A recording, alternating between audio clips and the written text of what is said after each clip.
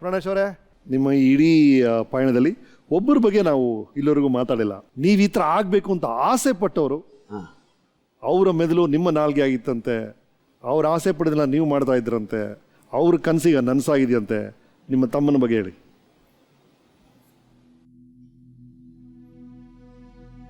ಅದನ್ನ ಮಾತಾಡೋ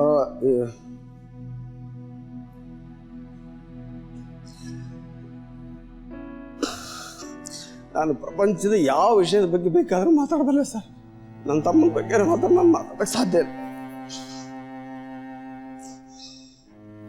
ಒಂದು ಪುಸ್ತಕದಲ್ಲಿ ಮುನ್ನುಡಿ ಬರೀತೀರಿ, ವಿಜ್ಞಾನದಲ್ಲಿದ್ದಿದ್ರೆ CV ರಾಮನ್ ಆಗ್ತಿದ್ದ, ಸಾಹಿತ್ಯದಲ್ಲಿದ್ದಿದ್ರೆ ಭೈರಪ್ಪ ಕಾರಂತ ಆಗ್ತಿದ್ದ, ಚಿತ್ರರಂಗದಲ್ಲಿದ್ದಿದ್ರೆ ಪುಟ್ಟಣ ಕಣಗಲಾಗ್ತಿದ್ದ.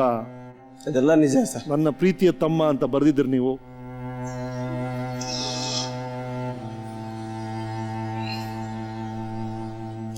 ಸಾಧ್ಯ ಇಲ್ಲ ಸರ್. ಈ ಒಂದು ವಿಷಯದ ಬಗ್ಗೆ ನಾನು ಓದಿದ ಸಾಹಿತ್ಯ ನನಗೆ ಸಹಾಯ ಮಾಡಲ್ಲ.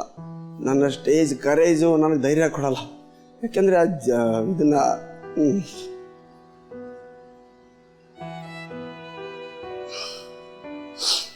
ಇವತ್ತೇನಾದರೂ ಇವನು ಇದ್ದಿದ್ರೆ ಈ ಜಾಗದಲ್ಲಿ ನಾನು ಇರ್ತಿರ್ಲಿಲ್ಲ, ಅವನೇ ಕೂತಿರ್ತಿದ್ದ. ನಾನು ಅವನ ಅಣ್ಣನಾಗಿ ಬಂದು ಮಾತಾಡ್ತಿದ್ದೆ. ಆ ಯೋಗ ನನಗಿಲ್ಲ. ಎಷ್ಟು ಕನಸುಗಳಿತ್ತು ಅವನಿಗೆ ಅಂದರೆ ಅದು ಊಹಿಸೋಕ್ಕೆ ಸಾಧ್ಯ ಇಲ್ಲ sir.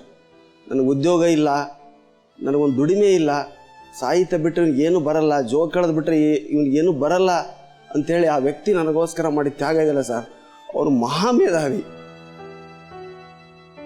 IAS coaching ಕೊಡ್ತಿದ್ದ, BSRB LIC ಕೋಚಿಂಗ್ಗಳು ಕೊಟ್ಟು ಎಷ್ಟೋ ಜನರಿಗೆ ಜಾಬ್ ಹಚ್ಚಿದ. ನನಗೆ ಅವನಿಗೆ ಜಾಬ್ ಹಚ್ಚೋದಾಗಲಿಲ್ಲ. ಯಾಕಂದ್ರೆ ಯಾವ ಕೋಚಿಂಗಲ್ಲೂ ತರಬೇತಿ ಪಡೀಲಿಲ್ಲ, ಎಕ್ಸಾಮ್ ಬರಲಿಲ್ಲ, ಬರೆದ ಎಕ್ಸಾಮ್ಗಳಲ್ಲೆಲ್ಲ ಫೇಲು. ಕಡೆ ಎಲ್ಲಿವರೆಗೂ ಯೋಚನೆ ಮಾಡಿದೆ ಪುಣ್ಯಾತ್ಮ ಅಂದರೆ ನಾನೇ ನೀನು ಹೋಗಿ ಪೇಪರ್ ಬರೆದು ಬಿಡ್ಲೇನೋ ಅಂತಂದು ಆ ಫೋಟೋಗಳು ಬಂದುಬಿಟ್ಟಿದ್ವು. ಆಗಲಿಲ್ಲ. ಎಷ್ಟು ನನಗೆ ಕೇವಲ 2 ವರ್ಷ ಚಿಕ್ಕವನು ಸರ್. ನಾವೇನಾದ್ರು ಈಗ ಅವನು ಇದ್ದಿದ್ರೆ, ನನಗೆ ಈ ಪೊಸಿಷನ್ನೇ ಭಗವಂತ ಕೊಟ್ಟಿದ್ರೆ ನಾವಿಬ್ಬರು ಸಿನಿಮಾನೇ ಮಾಡಿಬಿಡ್ತಿದ್ವಿ, ಒಂದು 8-10 ಸಿನಿಮಾ.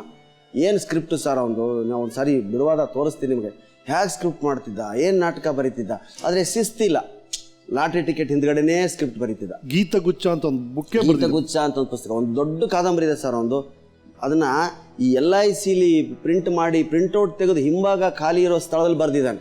ಎಲ್ಲ ಹುಳ ತಿಂದು ಹೋಗಿದೆ, ನೀಟಿಲ್ಲ ಆಸಾಮಿ, ಎಲ್ಲ ರೆಕ್ಲೆಸ್, ತುಂಬ ಬ್ರಿಲಿಯಂಟು. ನಮಗೆ ಗಂಗಾವತಿಲಿ ನಮ್ಮಿಬ್ಬರನ್ನ ನೋಡಿ ಅಸೂಯೆ ಪಡೆದವರೇ ಇಲ್ಲ. ಏನಪ್ಪ ನೀವು ಹೇಳ್ದಂಗೆ ಅವನ ಮೆದುಳು, ನಾನು ಬರೀ ಬಾಯಿ. ಅದೇ ಅವ್ರ ಕವನ ನಾವು ಬರೆದು ನಿಮ್ಮ ಹೆಸರು ಹಾಕೋರಂತೆ, ನಿಮ್ಮ ಹೆಸರು ಬರಬೇಕು ಅಂತ. ಹೌದೌದು ಹೌದು. ನಾನು ಹಿಂಗಾದರೂ ಪ್ರಸಿದ್ಧಿ ಆಗಲಿ, ನಾನು ಏನಾದರೂ ಮಾಡಿ ಒಂದು ಜೀವನಕ್ಕೆ ದಾರಿ ಹತ್ತಲಿ ಅಂತೇಳಿ ತಾನು ಲೇಖನಗಳ ಬರೆದು ನನ್ನ ಹೆಸರು ಹಾಕ್ತಿದ್ದ, ತಾನು ಕವನ ಬರೆದು ನನ್ನ ಹೆಸರು ಹಾಕ್ತಿದ್ದ. ಅವನೇ ಸರ್ ಸಂಪಾದಕ. ನನ್ನ ಸಾಹಿತ್ಯ ದರ್ಪಣ ಪತ್ರಿಕೆಗೆ ಅವನು ಸಂಪಾದಕ. ಆದರೆ ಸಂಪಾದಕ ನಾನಂತ ನನ್ನ ಹೆಸರು ಬರೆದಿದ್ದ. ನಾನು ಸುಮ್ಮನೆ ಜನರಿಗೆ ತೋರಿಸಿ ಬರ್ತಿದ್ದೆ. ಅವನು ಅವ್ರೇನಾದರೂ ಲೆಟ್ರ್ ಬರೆದ್ರೆ ಅದಕ್ಕೆ ಉತ್ತರ ಕೊಡೋ ಯೋಗ್ಯತೆ ಇದ್ದಿಲ್ಲ ನನಗೆ. ಅದಕ್ಕೆಲ್ಲ ಉತ್ತರ ಕೊಡ್ತಿದ್ದ. ಹೆಸರು ಪ್ರತಿಕ್ರಿಯೆ ಸಂಪಾದಕ ಪ್ರಾಣೇಶ್. ಬಹಳ ಆಶ್ಚರ್ಯ ಆದ್ರೆ, ಅಂದ್ರೆ ದುಡ್ಡು ಕೊಡೋದು ಸಹಾಯ ಮಾಡೋದು ಬೇರೆ ರೀತಿ, ಬಟ್ ನಾನು ಮಾಡಿದ ಸೃಷ್ಟಿಯನ್ನ ಇನ್ನೊಬ್ರದ್ದು ಅವ್ರಿಗೆ ಹೆಸರು ಬರಬೇಕು ಅಂತ ಎಷ್ಟು ದೊಡ್ಡ ಮನಸ್ಸದು. ಅವನು ದೇವಸ್ಥಾನ, ಅವನು ದೇವತೆ ಸ್ಥಾನದಲ್ಲಿ ಇದ್ದಂತೇನೋ ಅಷ್ಟು ಬೇಗ ಹೋಗ್ತಿಲ್ಲ. ಅವನು ಸ್ವಾರ್ಥಿ ಆಗಿದ್ರೆ ಬದುಕ್ತಿದ್ದ.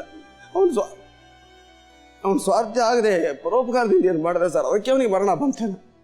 ಸ್ವಾರ್ಥಿಗಳಾಗಿರ್ಬೇಕು ಅಂತ ಜೀವನದಲ್ಲಿ ಅನಿಸ್ಬಿಡ್ತದೆ ನನಗೆ. ಎಷ್ಟು ತ್ಯಾಗ ಸರ್ ಅವನು. ಇವತ್ತು ಹೇಳ್ತಿಲ್ಲ, ನೀವು ಈಗ ಡೋರ್ ಓಪನ್ ಆದ ತಕ್ಷಣ ಯಾರ್ಯಾರನ್ನ ಕರೆಸಿದ್ರಿ ಅವನ್ನೊಂದು ಸಾರಿ ಕರೆಸಿಬಿಡಿ ಸರ್. ನಾನು ಸಾಯೋವರೆಗೂ ನಿಮ್ಮ ಚಾನಲಲ್ಲೇ ಇರ್ತೀನಿ. ಅವ್ನು ಕರೆಸಿಬಿಡಿ ಸರ್.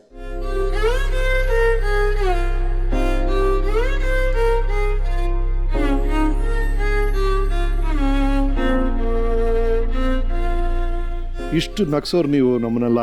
ನಿಮ್ಮ ಹಿಂದೆ ಎಂಥ ಕಥೆಗಳಿರುತ್ತೆ ಅಂತ ಆಡಿಯನ್ಸ್ ಗೊತ್ತಾಗಬೇಕು ಅನ್ನಿಸ್ತು ನಮಗೆ. ನನಗೆ ಕರ್ನಾಟಕದ ಎಲ್ಲ ಮಠಾಧೀಶರು ಕರೆದಿದ್ದಾರೆ ಸರ್, ಹೋಗಿದ್ದೀನಿ. ಆದರೆ ನಾನು ಪ್ರತಿಜ್ಞೆ ಮಾಡಿದ್ದೀನಿ. ನಾನು ಇವತ್ತೇ ಸರ್ ನಿಮ್ಮ ಕ್ಲಿಪ್ಪಿಂಗಲ್ಲೇ ನಾನು ಅದು ನೋಡಿದ್ದು, ಪಾತಾಳ ಗಂಗೆ ಆ ಮೆಟ್ಲು. ನಾನು ಆ ಫೋಟೋಗಳು ಕೂಡ ಇವರು ಜೈರಾಮ್ ಅಂತ ಅವ್ರ ಗೆಳೆಯ, ಅವರು ಎಲ್ಲ ಸೇರಿದ, ಅವರೆಲ್ಲ ಕಳಿಸ್ತೇನೆ ದಯವಿಟ್ಟು ಬೇಡ ಅಂತೇಳಿ. ಅವನ ಬಾಡಿ ಕೂಡ ನಮ್ಮ ಮನೆಗೆ ಬರಲಿಲ್ಲ ಸರ್. ನಾವು ಹೋಗುವಾಗ ಹೇಗೆ ನೋಡಿದ್ವಿ ಅದೇ ಚಿತ್ರ ನಮ್ಮ ಕಣ್ಣೆದುರಿಗಿರಲಿ. ಅವನು ಆ ಮುಳುಗಿ ಆ ಥರ ವಿಕಾರ ಆಗಿರೋ ನಾವು ನೋಡೋದು ಬೇಡ ಅಂತ ನಾವು ಅಷ್ಟು ಕಲ್ಲು ಮನಸ್ಸು ಮಾಡ್ಕೊಂಡು ಅಲ್ಲೇ ಎಲ್ಲ ಮುಗಿಸ್ಬಂದ್ರು. 3 days ಆಗಿದ್ದರಿಂದ ಎಲ್ಲ ಮುಗಿಸ್ಬಂದ್ರಾಗಲಿ. ನಾವು ಅವನು ಹೋದದ್ದು ಮಾತ್ರ ನಮಗೆ ಜ್ಞಾಪಕ ಇದೆ ಸರ್. ಅದೇ ಆ ಸುಂದರ ನೆನಪಲ್ಲೇ ನಾವು ಜೀವನ ಪರ್ಯಂತ ತಾಯಿ ಮಕ್ಕಳು ನಮ್ಮ ತಂಗಿಯಂದರು ಎಲ್ಲರೂ ಕಾಲ ಕಳೀತೀವಾಗಲಿ ಅದೇ ರೂಪ ನಮ್ಮ ಕಣ್ಮುಂದೆ ಇರಬೇಕು. ಅದು ಏನೋ ಒಂದು ಟೈಮು ಏನೋ ಎಲ್ಲ ಕಲ್ತಿದ್ದೆ ಸರ್. ಅವನಿಗೆ ಬರದೇ ಇರೋ ವಿದ್ಯೆ ಇಲ್ಲ, ಈಜು ಮಾತ್ರ ಬರ್ತಿರ್ಲಿಲ್ಲ. ಎಲ್ಲಕ್ಕಿಂತ ಹೆಚ್ಚಾಗಿ ದುಡುಕು. ಅವನು ಸರ್ ಅವ್ನು ಎಂಥ ಇಂಟೆಲಿಜೆಂಟ್ ಅಂತ ನಿಮ್ಗೆ ಹೇಳ್ತೀನಿ. ನಾನು ಸಂಗೀತ ಕಲಿತೆ ಸರ್. ನನಗೆ ತಬಲಾ ಕೊಡಲು ದುಡ್ಡು ಕೊಡಬೇಕು, ಅವನಿಗೆ ಹಾರ್ಮೋನಿಯಂ ದುಡ್ಡು ಕೊಡಬೇಕು. ನಮ್ಮ ತಂದೆ ಒಪ್ಪಲಿಲ್ಲ. 15 ರೂಪಾಯಿ ಫೀಸು. ನಮ್ಮ ತಂದೆ ಅವ್ನು ಕಲೀಲಿ, ನೀವು ಓದು, ಪರೀಕ್ಷೆ ಪಾಸ, ಬರೀ ಸಂಗೀತ ಸಾಹಿತ್ಯ ಮಾಡಬೇಡ ಎಲ್ಲರೂ ಮನೆಗೆ ನಮ್ಮ ತಂದೆ ಬೈಯೋರು. ಇವನಿಗೆ ಹಾರ್ಮೋನಿಯಂ ತುಂಬ ಇಷ್ಟ, ನನಗೆ ಕೊಡಲು ತಬಲ ಇಷ್ಟ. ನಾವು ಸಾಥ್ ಮಾಡೋಣ, ಸಂಗೀತ ಕಚೇರಿ ಕೊಡೋಣ ಅಂತ ಒಂದು ಕನಸು. ಸೊ ಮನೆ ಮೇಲೆ ಆ ಮಾರ್ಕ್ ಸ್ಕೆಚ್ ಪೆನ್ನಿಂದ ಮಾರ್ಕ್ ಹಾಕೊಂಡು ಸರ್ ಅದ್ರ ಮೇಲೆ ಕಲ್ತ ಸರ್. ಸರಿ ಗ ಮಾತ ಕಲ್ತು ಒರಿಜಿನಲ್ ಹಾರ್ಮೋನಿಯಂ ಕೊಟ್ಟರೆ ಬಾರಿಸ್ದ ಸರ್.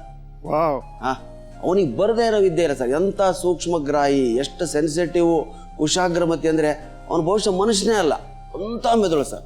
ನಾನು ಅವ್ನಿಗೆ ತಮಾಷೆ ಮಾಡ್ತಿದ್ದೆ. ನಾನು ನಮ್ಮ ಅರಳಿ ಸರದು, ಜಾರಳಿ ಶ್ರೀನಿವಾಸು, ನರಸಿಂಗರಾವ್, ನಮ್ಮ ಅವ್ನಿಗೆ ಗೆಳೆಯ ನರಸಿಂಗರಾವ್, ನಮ್ಮ ಭಾವ. ಈಗ ಇವರೆಲ್ಲ ಏನು ಅದೊಂದು ಆ ಲೋಕ ಸರ್. ಇವತ್ತಿಷ್ಟು ವೈಭವ ಇದೆ, ನಿಮ್ಮ ಮುಂದೆ ನಿಂತಿದ್ದೀನಿ, ಇಂಥ ವೇದಿಕೆಯಲ್ಲಿ ಕೂತಿದ್ದೀನಿ. ಆದರೆ ಅವನಿದ್ದಾಗಿನ ಸಂಭ್ರಮ ನಾನು ಆನೆ ಮೇಲೆ ಕೂತ್ರು ಬರಲ್ಲ ಸರ್. ಅವನು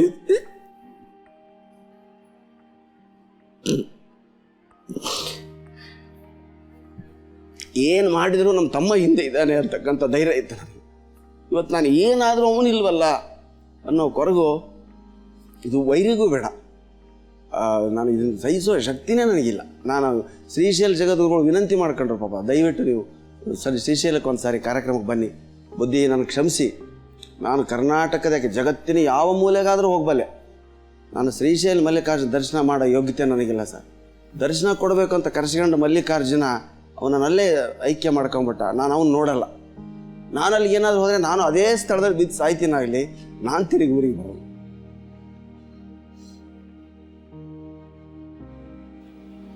ಕಾಲ ಎಲ್ಲ ನೋವಿಗೂ ಮದ್ದು ಅಂತಾರ. ಇಷ್ಟು ವರ್ಷಗಳಾದ್ರೂ ನೋಡಿ ಸರ್, ಆ ನೋವು ನಿಮ್ಮಲ್ಲಿದೆ ಅಂದ್ರೆ ಎಂತ ನಂಟದು. 95 ಸರ್, ಫೆಬ್ರವರಿ 11, 95 ವರ್ಷಗಳ ನಂತರ ಸರ್. ಇವತ್ತಿಗೂ ಅವನು ಆಫೀಸ್ಗೆ ಹೋಗೋ ಟೈಮ್ 10:30, 1:30 ಮನೆ ಬರ್ತಾನೆ. ಇವತ್ತಿಗೂ ಡಣ್ ಅಂತ 1:30. ನಾನು ಯಾವುದೇ ದೇಶದಲ್ಲಿದ್ರು 1:30 ಆಯಿತು ಅಂದರೆ ಒಂದು ಸಾಳಿ ಊಟಕ್ಕೆ ಬರೋ ಟೈಮ್ ಅಂತ ಜ್ಞಾಪಿಸ್ಕೊತೀನಿ ಸರ್. 10:30 ಆದರೆ ಆಫೀಸ್ಗೆ ಹೋಗ್ತಾನೆ ಅಂತ ಜ್ಞಾಪಿಸ್ಕೊತೀನಿ ಸರ್. ನಮಗೆ ಫೆಬ್ರವರಿ 11, 2ನೇ ತಾರೀಕು, ಫೆಬ್ರವರಿ 11 10 ಗಂಟೆಗೆ ಫೋನ್ ಬಂತು. ನಮ್ಮ ಮನೆಗೆ ಅದೇ ಫೋನ್ ತೊಗೊಂಡಿದ್ವಿ ಸರ್ ನಾವು, ಲ್ಯಾಂಡ್ ಫೋನು. ಅದೇ ಫೋನ್ ತೊಗೊಂಡಿದ್ವಿ. ಒಂದು ವಾರ ಆಗಿರಲಿಲ್ಲ. ನಾನು ಮನೆಗೆ ಫೋನ್ ಹಾಕಿಸಿದೆ. ನಾನು ಯಾವ ಊರಿಗೆ ಹೋದರೂ ನಾನು ಎಲ್ಲಿದ್ದೀನಿ ಏನು ಅಂತ ಫೋನ್ನಾಗ ಹೇಳ್ತೀನಿ ಅಂತ ಹೋದವನು ಸರ್.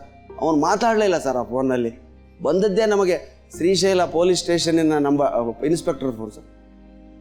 ನಾನು ನಮ್ಮ ನರಸಿಂಗರಾವ್ ಭಾವ LICಗೆ ಹೋದ್ವಿ. ನಮ್ಮ ಮುಂದೆ ಹೇಳಿಬಿಟ್ರು ಅವರು.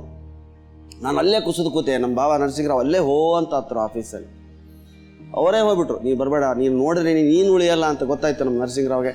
ನನ್ನನ್ನು ಊರಲ್ಲೇ ಬಿಟ್ಟು ನೀನು ಯಾರಿಗೂ ಈ ವಿಷಯ ಹೇಳಬೇಡ ಅಂಥೇಳಿ ಅವರು ಮಾತ್ರ ಹೋದರು. 3 ದಿವಸ ಅಲ್ಲೇ ಇದ್ದು. ಅವರು ಇನ್ನೊಬ್ಬರು ನಮ್ಮ ಚಿಕ್ಕಪ್ಪ ತೀರ್ಕೊಂಡ್ರು, ಮಧುಸೂದನಾಚಾರ್ಯ, ರಿಟೈರ್ಡ್ ಮಿಲಿಟರಿ ಮ್ಯಾನ್. ಅವರು ನಮ್ಮ ನರಸಿಂಗರಾವ್ ಇಬ್ಬರು ಹೋಗಿ ಎಲ್ಲ ಮುಗಿಸ್ಕೊಂಡು ಬರೀ ಬೂದಿ ಅಸ್ಥಿ ತೊಗೊಂಡು ಬಂದರು ಸರ್.